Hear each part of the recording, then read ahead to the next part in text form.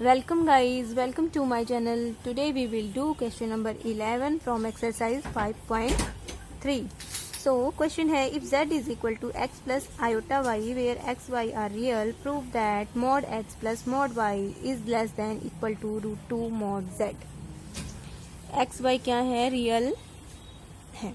तो we know that complex number को हम किस तरह से प्रेजेंट करते हैं, x plus iota y where x and y are real numbers and this part is real part and this is imaginary part.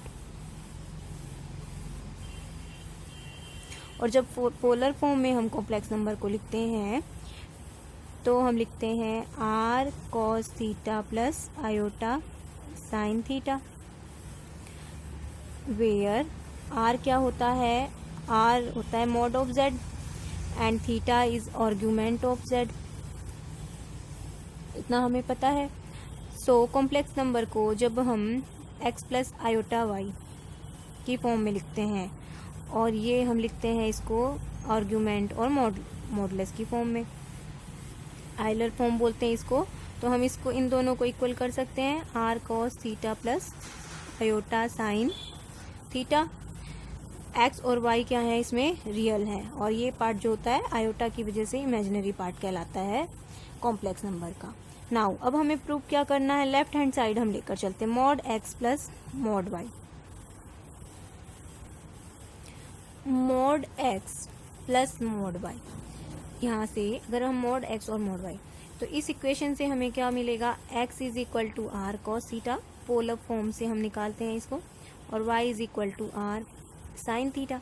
तो mod x plus mod y क्या हो जाएगा, mod x is equal to mod of r cos theta plus mod y is equal to mod of r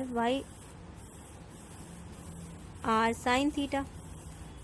clear यहाँ तक. Mod x plus mod y की value हमें क्या मिल गई, polar form में लेने से r cos theta mod of r cos theta plus mod of r sine theta.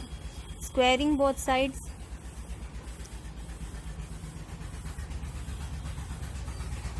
जब हम इसका स्क्वायर करेंगे mod x plus mod y square is equal to mod r cos theta plus mod r sine theta square. अब a plus b का square के लिए क्या formula होता है, a square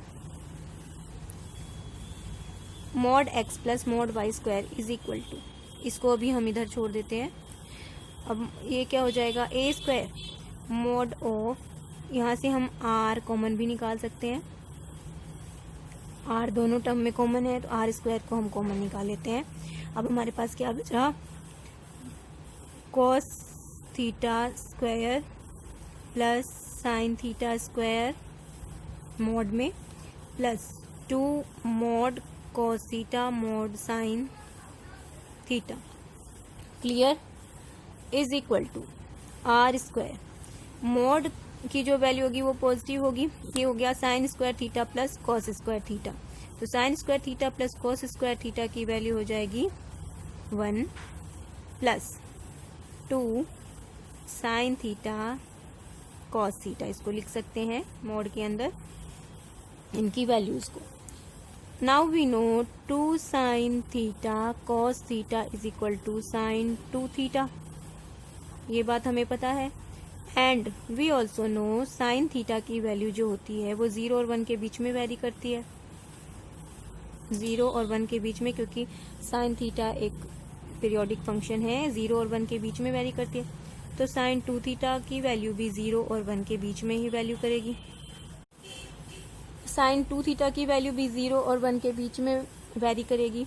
this implies sine 2 theta is always less than equal to 1.